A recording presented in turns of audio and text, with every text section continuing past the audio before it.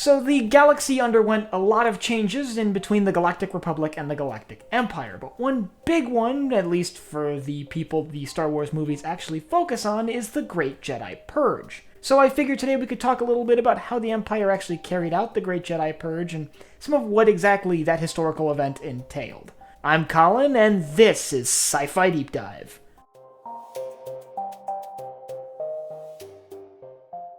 Remember, if you enjoyed this video, to head down below and hit that subscribe button. So let's just jump right into it with the beginning of the Great Jedi Purge at Order 66. The vast Grand Army of the Republic immediately turned their guns on their Jedi commanders with the order from the Supreme Chancellor. Simultaneously, the troops of the 501st, led by Darth Vader, stormed the Jedi Temple and slaughtered any Jedi there. Instantaneously, the number of Jedi in the galaxy shrank by like 90%. With the optimistic 10% remaining going into hiding. Many of them, however, would not make it to see the end of the reign of the Empire, dying from one of a number of different methods that the Empire sicked on them. So let's just talk about exactly how the Empire carried out the Great Jedi Purge after what we see in Revenge of the Sith. After the events of Revenge of the Sith, the remaining surviving Jedi go into hiding and the Empire takes control of the galaxy. They have a massive galaxy-spanning military, which brings me to the first obvious tool at the Empire's disposal, the Imperial military. It's obvious and well known that the stormtroopers of the Imperial military likely had a shoot first, ask questions later policy about anyone wielding a lightsaber, with the exception of Darth Vader. I'm sure in most cases the vast numbers advantage Imperial troops had would be enough to overwhelm any straggling Jedi holdouts scattered around the galaxy. After all, many of these Jedi would have gone their own separate ways and would be acting as individuals, meaning it would be one lone Jedi versus a platoon of stormtroopers. Combine that with the vast intelligence network that the Empire started building basically immediately after the end of the Clone Wars, and you get a deadly situation for any Jedi trying to hide out in a metropolitan center.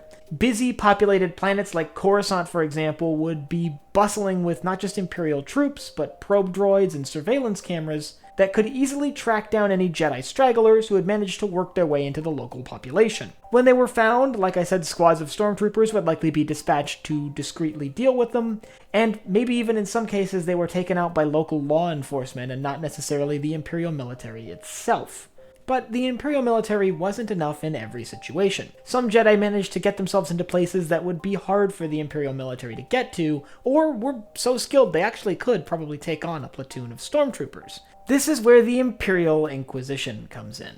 The Imperial Inquisition is sort of separate from the Imperial military, although they seem to operate within the Imperial military's command structure. And more broadly, it is an entire system of individuals and equipment designed specifically for hunting down loose Jedi. Imperial Inquisitors are highly trained individuals that could engage Jedi with lightsabers, and in some cases even the Force. They would be trained and ultimately led by Darth Vader, apprentice to the Emperor, and specifically tasked with hunting down remaining Jedi. A lot of the Inquisitors actually used to work for or with the Jedi. For example, the Grand Inquisitor, who was sort of the leader of the Inquisitors under Darth Vader, was actually at one point a temple guard for the Jedi Temple. When it comes to engaging rogue Jedi in combat, they could utilize a lot of the same tools that the Jedi themselves used, including things like lightsabers, which were relatively rare at this point in galactic history. It's an understandable confusion to say that the Inquisitors are members of the Sith Order, however they don't practice in Sith beliefs. Simply serving the Empire doesn't make someone a Sith,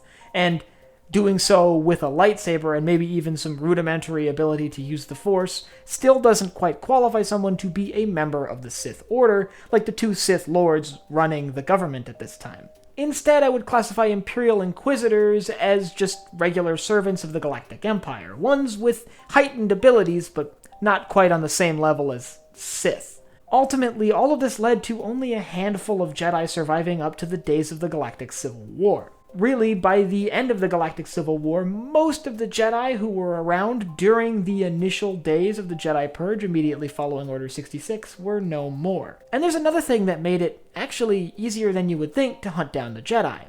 A lot of the galaxy actually weren't big fans of the Jedi, and really at this point the Galactic Republic. In fact, when the Empire came to power, a lot of the galaxy was actually in support of the Empire. And while that may seem weird to you, I actually have an entire video on why the galaxy as a whole supported, or at least accepted, the rise of the Galactic Empire, and I'll leave a link up here if you'd like to check that out. And I'd like you to let me know in the comments if you have a better idea for how the Empire could have hunted down straggling Jedi. Do you have a creative trap the Empire could have used to lure the Jedi in, or maybe a different concept altogether for wiping out what's left of the Jedi Order? Let me know down in the comments. And if you have anything else you'd like to see me cover in Star Wars, once again, leave that down below. Last but not least, if you enjoyed this video, head down below, hit the like button, the subscribe button, and the bell icon so you get notified when I upload new videos. So for Sci-Fi Deep Dive, I'm Colin, and I will see you next time.